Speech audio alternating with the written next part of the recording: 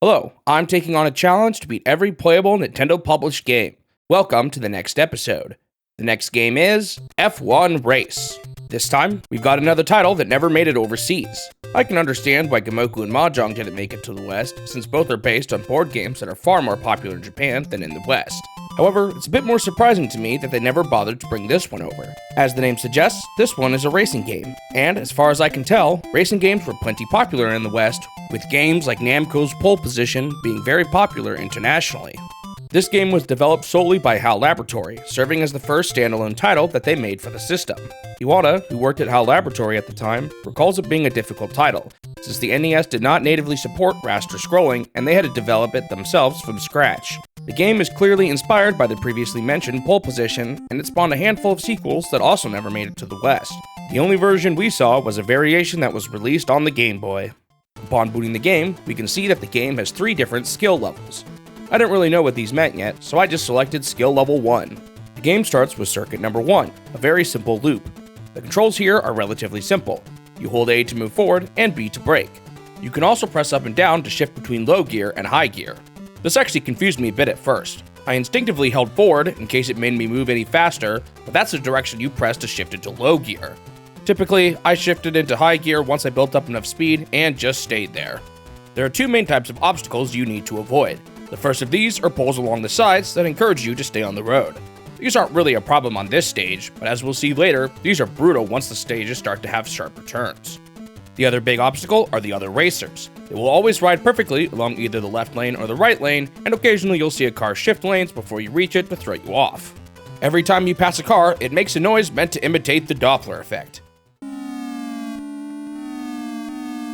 You hear this sound a lot, and if you take a while to pass the cars, you will hear it play in a drawn-out fashion too. During my first race, I lightly tapped another car and I totally exploded.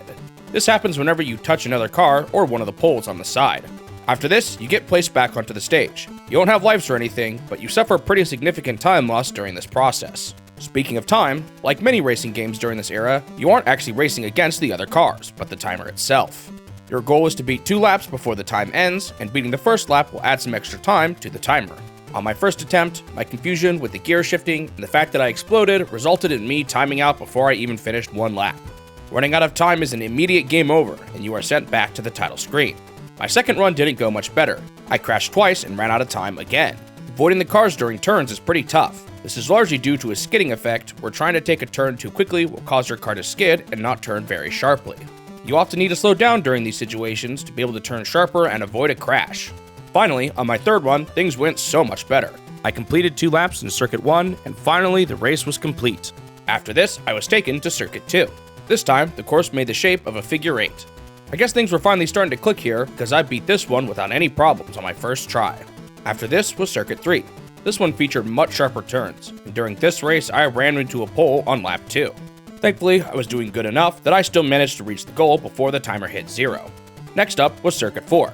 This one wasn't all that bad, except for one really sharp loop near the end. While this section did cause me some problems, I once again beat this race on my first try. After this was another circuit, Circuit number 5. This one doesn't seem too bad at first glance, but some of the turns are deceptively tough. After multiple crashes on the first lap, I wasn't even able to beat 1 lap in time. Darn. After this, I did some research and found out that I had made it to the very last stage of skill level 1. Man, I was so close. Thankfully, on my next run, I got all the way to circuit number 5 again pretty easily. My first lap this time went smoothly, but the second lap ended up being super close. I actually ran out of time before reaching the goal, but thankfully this game lets you coast into the finish line if you are close enough. To my surprise, after the second lap, the race didn't actually end.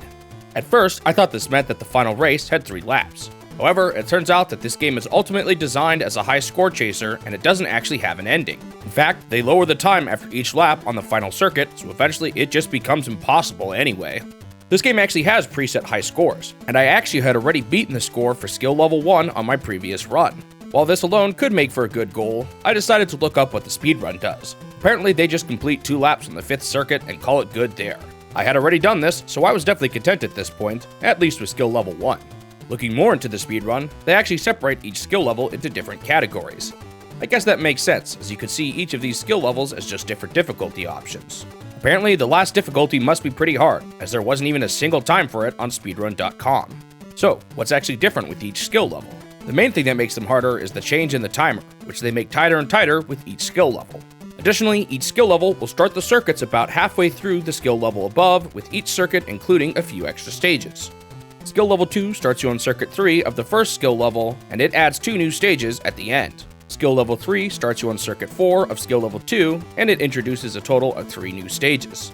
This means the game has the total of 10 stages, with each difficulty simply placing you at different parts of the list. Initially, I was actually pretty satisfied with what I had done at this point. The game is ultimately a high score chaser with no sort of ending, and I had already beaten the preset high score for skill level 1. I don't plan on beating games on every difficulty, and at this point, I saw it kinda similar to Gomoku, Mahjong, and Tennis, where I only beat the CPU on the easiest difficulty setting. That being said, I still wanted to give the other skill levels a shot to see how much more difficult they got. On skill level 2, I managed to beat the first circuit, but the more strict timer got me on the second circuit, despite this being a stage I had already beaten before. While I didn't make it all that far on this run, I guess the preset high scores must be pretty easy, as I managed to beat the high score for level 2 after this already. Skill level 3 was even more difficult. While this starts on what is technically the 4th stage of skill level 2, I never made it that far, so it was my first time seeing this stage. There's some windy turns that make it tough, but ultimately it's that timer that makes this one brutal. If you crash even once, you won't have enough time to make it. After a couple of rounds of failing to this stage, I didn't even beat the preset high score. After this, I decided to call it quits and end my time with the game. Or so I thought. Right after finishing the game, I realized that the whole time I was playing, I was looking at my OBS streaming software. This is notably laggier than playing on the game directly through a monitor. The fact that I even did as well as I did with all that delay is kinda wild. I still wasn't too sure about going much further, but I decided to give skill level 2 one more go without the delay. While I did do a bit better during this run, I didn't make it past circuit 3. Alright, at this point, I really decided I was done with the game. At least initially. This is honestly a tough one for me to consider what makes for a good goal.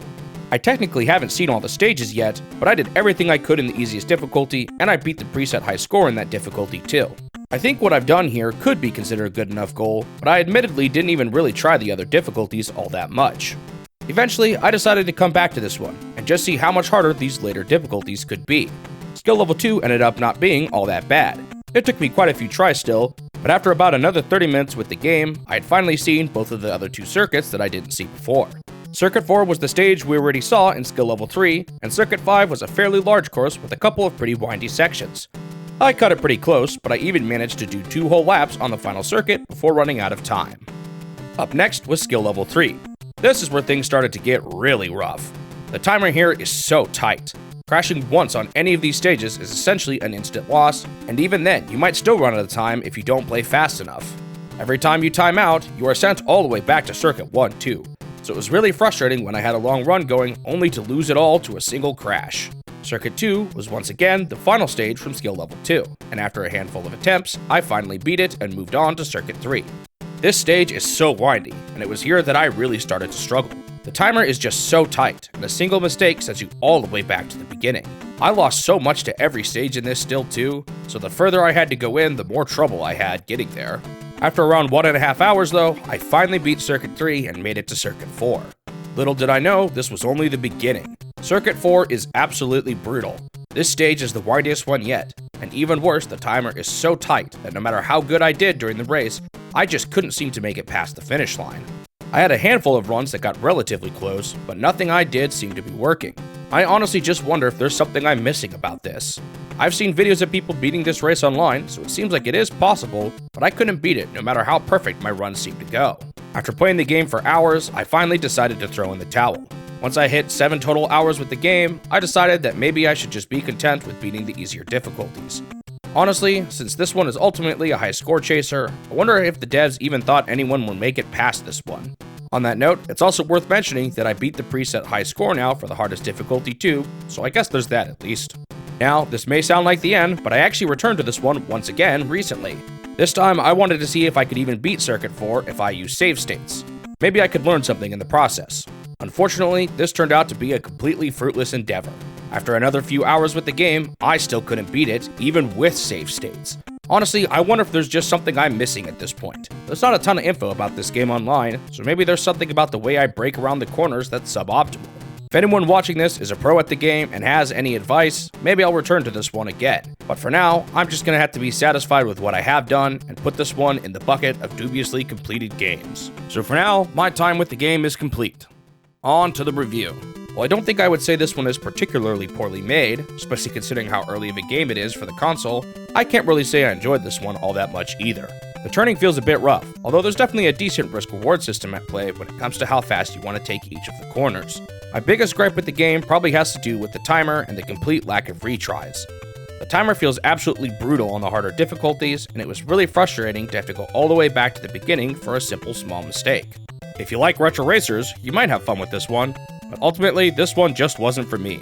I gave the game a 5 out of 10. Thanks for watching the video. If you want to see more of these in the future, make sure you subscribe to the channel so that you won't miss out on the next one. Also leave a like if you enjoyed it, so it will help the channel grow and motivate me to continue this series. I hope I will see you in the next step of my quest to beat every Nintendo game.